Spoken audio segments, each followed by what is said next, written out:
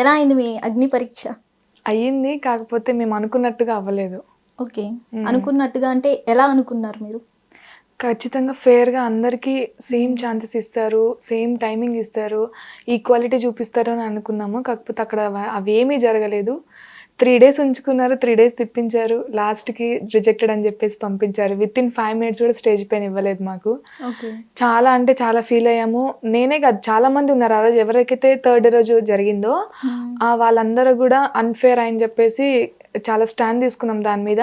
So, ఇంకా ఏం జరుగుతది? ముందు ముందు ఏం జరుగుతదో చూడాలి. దీని మీరు గురించి. నార్మల్‌గా ఏం చేస్తుంటారు? ఒక యూట్యూబరా? ఇన్‌ఫ్లుయెన్సరా? లేకపోతే ఏంటి? నేను అంత పెద్ద ఇన్‌ఫ్లుయెన్సర్‌ని గాదు. కాంటెంట్ క్రియేటర్‌ని గాదు. జస్ట్ నేను బీటెక్ కంప్లీట్ చేశాను. గ్రాడ్యుయేటెడ్ అంతే. ఓకే. దాని ద్వారాగా నేను నా ఫ్యామిలీ సిట్యుయేషన్స్ వల్ల నేను ఆ వీడియోలో పెట్టింది కూడా అది ఆడిషన్ వీడియోలో కూడా అదే పెట్టాను.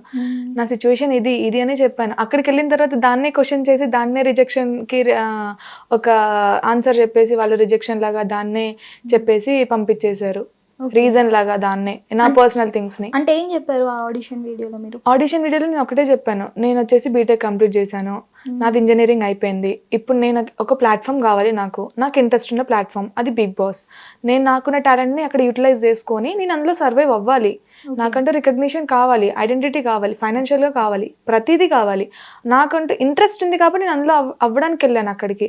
అదే చెప్పాను వీడియోలో కూడా. చెప్పిన తర్వాత అక్కడికి వెళ్ళిన తర్వాత ఏమంటారు, మీకు 80% ఉంది, మీరు ఇంజనీరింగ్ చేశారు కదా, మీకు మంచి జాబ్స్ ఉంటాయి కదా బయట, మీరు పెద్ద ఇన్స్టిట్యూటే కదా, జేఎన్టీ ఇన్స్టిట్యూటే కదా, మీకు జాబ్స్ ఉంటాయి, మీరు వెళ్ళి బయట జాబ్ చేసుకోండి అని చెప్పారు. అంటే మరి ముందే చెప్పొచ్చు కదా, 80% ఉన్న వాళ్ళు ఇంజనీరింగ్ చేసిన వాళ్ళు ఇక్కడ పనికిరారమ్మా, మీరు వెళ్ళి బయట చదువుకోండి, ఇట్లా జాబ్ చేసుకోండి అని చెప్పొచ్చు కదా. అవేమి చెప్పలేదు. చెప్పకుండా డైరెక్ట్గా మీరు ఫస్ట్ అక్కడికి వెళ్ళిన తర్వాత వెళ్ళే ముందే చెప్పాలి, ఇలాంటి వాళ్ళని మేము తీసుకోము అని చెప్పేసి. కానీ అవేమీ చెప్పకుండా అంత దూరం తీసుకెళ్లారు. లైక్ 3 రౌండ్స్ అయిపోయిన తర్వాత 4th రౌండ్ స్టేజ్ మీకు వెళ్ళిన తర్వాత మీరేంటి మీ టాలెంట్ చూపించండి, నేను డాన్స్ చేస్తాను బాగా, డాన్స్ చేసినప్పుడు డాన్స్ ఏమని అడగాలి, లేదంటే ఇంకా నాలో ఉన్న హిడెన్ టాలెంట్స్ ఏమైనా ఉంటే అవి అడగాలి. మీరు పాటలు పాడతారా లేకపోతే ఎంటర్టైన్ చేస్తారా ఏంటి అని అడగాలి. ఇలాంటి క్వశ్చన్స్ ఏవి మమ్మల్ని అడగలేదు. అడగకుండా స్ట్రైట్ అవే మీకు 80% ఉంది, మీకు ఇంజనీరింగ్ చేశారు, మీకు మంచి జాబ్ వస్తుంది, మీరు జాబ్ వస్తుంది కాబట్టి మీరు బయటకు వెళ్ళి జాబ్ చేసుకోండి, మీ ఫ్యామిలీని చూసుకోండి, రెస్పాన్సిబిలిటీ తీర్చుకోండి అని చెప్పారు. నేను ఆ ప్లాట్ఫామ్ మీదకి వచ్చింది కూడా నేను నా ఇంట్రెస్ట్తో వచ్చాను. నాకు జాబ్ మీద ఇంట్రెస్ట్ లేదు. నేను స్ట్రైట్ అవే చెప్పేశాను, నాకు జాబ్ మీద ఇంట్రెస్ట్ లేదు, నేను చేయాలనుకోవట్లేదు, నాకు ఈ ప్లాట్ఫామ్ మీద రావాలని ఉంది, అది కూడా నేను తెచ్చుకున్న ప్లాట్ఫామ్, మీరు నాకు ఉత్తగా ఇవ్వలేదు కదా. నా ఆడిషన్ వీడియో చూసి నేను నచ్చి, అది కూడా జిడిలో నేను మాట్లాడినా, నా మాట విధానం చూసి నాలో ఏదో ఉంటేనే కదా మీరు ఇక్కడ వరకు తీసుకొచ్చారు, అది మీరు అక్కడ అడగాలి కదా. అవేమీ అడగకుండా నేను చెప్పిన ఇంట్రోని తీసుకొని అదే నాకు రిజెక్టెడ్ పాయింట్ లాగా పెట్టేసి నన్ను బయటికి పంపించారు. ఓకే, ఇది జరిగింది. ప్రదీప్ మీకేమైంది?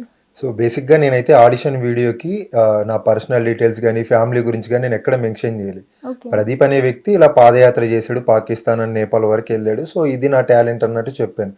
ఓకే, ఫస్ట్ రౌండ్ అయింది, సెకండ్ రౌండ్ అయింది, సేమ్ ఇట్లనే అందరికీ అయినట్టే 3rd రౌండ్ వరకు వెళ్ళాము. 4th రౌండ్ లైవ్ ఆడిషన్కి రావాలని చెప్పి కాల్ వచ్చింది. వస్తే 3 డేస్ టైం చెప్పారు. 5th, 6th, 7th ఈ డేట్స్లో మీరు అవైలబుల్లో ఉండాలి. ఒకవేళ మీరు 5th రౌండ్ కనుక సెలెక్ట్ అయితే 28th వరకు ఉండాలి అని చెప్పి ముందే చెప్పారు. అండ్ దాంతోపాటు కాస్ట్యూమ్స్ కూడా వాళ్ళే చెప్పారనమాట. అండ్ అక్కడికి వెళ్ళిన తర్వాత ఏమైందంటే Day 1, Day 2 జరిగిన ప్రతి ఒక్కరు ఆడిషన్ కూడా 1 hour, 1.5 hour వరకు జరిగింది. వాళ్ళకి నచ్చిన వేలో వాళ్ళు తీసుకున్నారు. అండ్ Day 3 జరిగిన మాకు ఒక 15 to 20 మెంబర్స్ జరిగింది అనమాట ఆడిషన్ అన్నది. మా అందరికీ కూడా జస్ట్ 5 minutesలో స్టేజ్ మీద నుంచి కిందికి వచ్చేసాం. అసలు అక్కడ ఎటువంటి రీజన్ లేదు. ఇంకొకటి ఏంటంటే, అంటే నాకు అనిపించింది ఏంటి, మా రియల్ లైఫ్ లో జరిగిన క్వశ్చన్స్ ని తీసుకొని వచ్చి మమ్మల్ని ఎట్లా రిజెక్ట్ చేస్తారు, అసలు అది పాయింట్సే కాదు. ఎందుకంటే ఇప్పుడు ఆల్రెడీ మా గురించి మేము జూమ్ కాల్స్ లో చెప్పాం. అక్కడ మాకు ఒక బుక్లెట్ ఇచ్చారనమాట, ఒక 200 క్వశ్చన్స్. దాంట్లో కూడా ఓన్లీ మాకు సంబంధించినవి ఉన్నాయి. దాని ద్వారా నువ్వు ఎట్లా డిసైడ్ చేస్తావు మా దగ్గర స్కిల్ ఉందా లేదా అని. అక్కడికి వెళ్ళిన తర్వాత చెప్పాడు, ఏంది నువ్వు ఏంటి అని అడిగినప్పుడు చెప్పాను, నా పేరు ప్రదీప్, మాది ఇట్లా మేము రాయలసీమ నుంచి వచ్చాను, మా మదర్ డ్రీమ్ నన్ను యాక్టర్ గా చూడాలి అని. బట్ నాకు చిన్నప్పుడు ఫ్యామిలీ అండ్ ఫినాన్షియల్ సపోర్ట్ లేకపోయేసరికి ఫస్ట్ నా గురించి ఒక ఐడెంటిటీ క్రియేట్ అయిన తర్వాత ఇట్ సైడ్ వద్దాం యాక్టింగ్ మీద అన్నట్టు నేను క్లియర్ గా చెప్పాను. తనేమంటాడు, నవదీప్ నువ్వు ఈ 3 years నువ్వు వాక్ చేసే బదులు నువ్వు యాక్టింగ్ మీద ఫోకస్ చేయొచ్చు కదా. లాజిక్ ఉన్నాడు ఎవడు ఆ క్వశ్చన్ చేయడు. సపోర్ట్ లేదు కాబట్టి నేను వాక్ చేయాల్సి వచ్చింది, అది కూడా సింగిల్ రూపీ లేకుండా దేశం మొత్తం రిస్క్ చేశా. లైఫ్ నా ప్రాణాన్ని నేను రిస్క్ చేసి నేను వెళ్ళాను. దేనికోసం? మా అమ్మ డ్రీమ్ నేను సక్సెస్ఫుల్ గా కంప్లీట్ చేయాలని, అది నెరవేర్చాలనే కదా. అది అర్థం కాకుండా నువ్వు వెళ్ళి యాక్టింగ్ నేర్చుకోపో అని చెప్పి అన్న. ఫస్ట్ ఏమో నేను వాకర్ అనేసరికి ఓ వావ్ సూపర్ అది దాని క్లాప్స్ కొట్టి, ఫైనల్ గా నువ్వు అసలు దీనికి సెట్ కావు, నువ్వు వెళ్ళి యాక్టింగ్ చేసుకోపో అన్నప్పుడు నాకు చాలా కోపం వచ్చింది అన్న. మరి అతను యాక్టర్ అయ్యి యాక్టింగ్ ఎందుకు చేయట్లేదు అంట? ఎవరు? క్వశ్చన్ అర్థం చేయలేదా కాలేదు. నవదీప్? నేను అడిగాను అది కూడాను, మీరు కూడా యాక్టరే కదా, యాక్టింగ్ చేస్తున్నావు, ట్రావెలింగ్ చేస్తున్నావు, ఇప్పుడు జడ్జి కావచ్చు, అసలు మీకు దీనికి ఏంటి సంబంధం? నువ్వు యాక్టర్ అన్నప్పుడు యాక్టింగ్ ఫీల్డ్ లోనే ఉండాలి కానీ వీటన్నిటికి నువ్వు ఎందుకు వచ్చావు అని నువ్వు ఎవడివి నన్ను క్వశ్చన్ చేయడానికి అని నాకు సజెషన్ చేయడానికి నువ్వు ఎవడివి?